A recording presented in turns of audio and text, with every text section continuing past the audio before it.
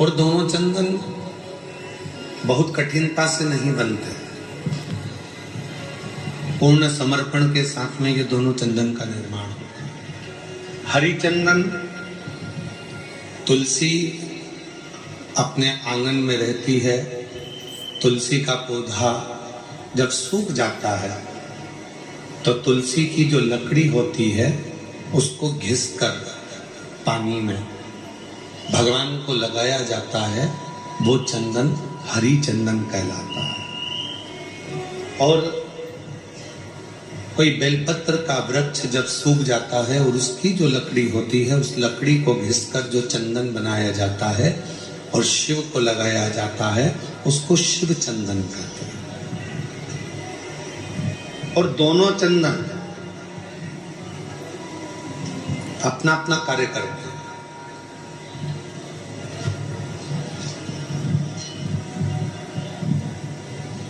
जैसे चंदन लगाते समय 3 उंगली का प्रयोग हम भगवान शिव पर करते हैं।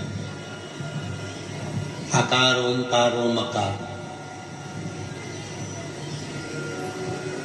ये 3 उंगलियों का प्रयोग हम शिव जी पे चंदन लगाते समय करते हैं।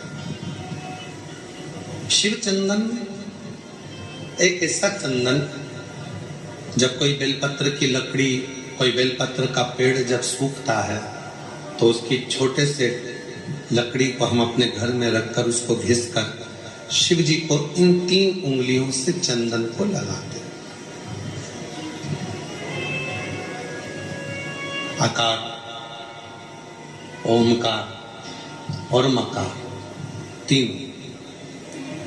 पर इन 3 उंगली को जब हम लगाते हैं और 3 उंगली से जब हम त्रिपुंड बाबा का लगाते हैं तो उसमें जो नीचे की उंगली है मकार, जो नीचे की रेखा है मकार, हम जब चंदन लगा रहे हैं तो नीचे की जो रेखा है, एक कोई फोटो आया है, जैसे ये 3 उंगली से ये चंदन लगा, आकार, ओमकार और ये मकार।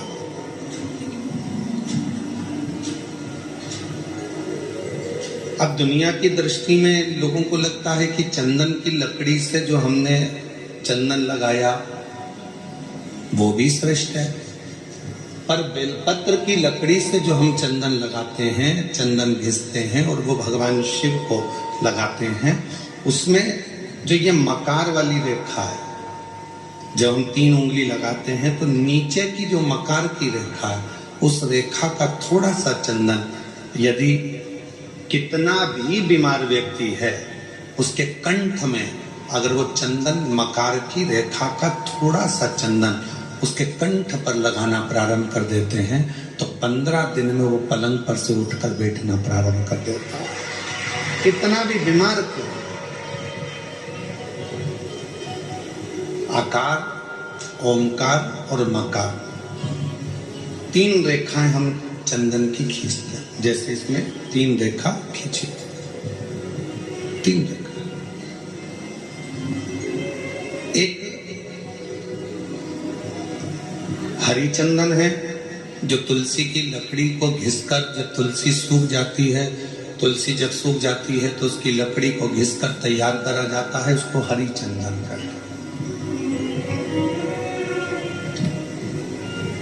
और वो हरि चंदन भगवान नारायण को, शालिग्राम भगवान को,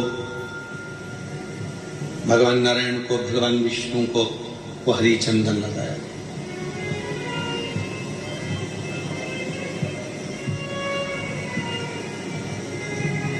हरि चंदन का लेपन किया जाता है और वो हरि चंदन भी बड़ा काम का है महाराज।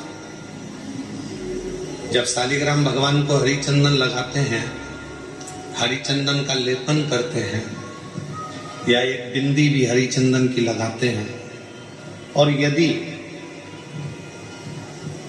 वो हरि चंदन का एक छोटा सा अंश मात्र भी हम लेकर आए, और जिसको दमे की शिकायत होती है, श्वास की शिकायत होती है, चढ़ने में चलते चलते हांपड़ी भरा जाती है, हाथ भरा जाती है, डॉक्टर ने कह दिया कि फेफड़े 70%, 60%, 80% खराब हो गए हैं, काम नहीं कर रहे, उस व्यक्ति के हृदय पर वक्ष स्थल पर यदि वो हरि चंदन का लेपन जो शालिग्राम भगवान पर, भगवान श्री हरि पर, राम जी पर, ठाकुर जी पर, कृष्ण पर, लड्डू गोपाल पर जो आपने किया है, उसको यदि हम लगाना चालू करते हैं तो उसको भी फिर चलने में तकलीफ नहीं आती और फेफड़े उसके काम करना प्रारंभ कर देते हैं।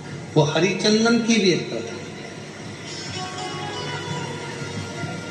तो दो चंदन, एक हरि चंदन, एक शिव चंदन। जम के बोलेंगे सभी लोग, हरि चंदन काय से बनता है? तुलसी की लकड़ी से। और शिव चंदन काय से बनता है? बेलपत्र जो सूख जाता है, लकड़ी जो सूख जाती है उसकी। दोनों कार्य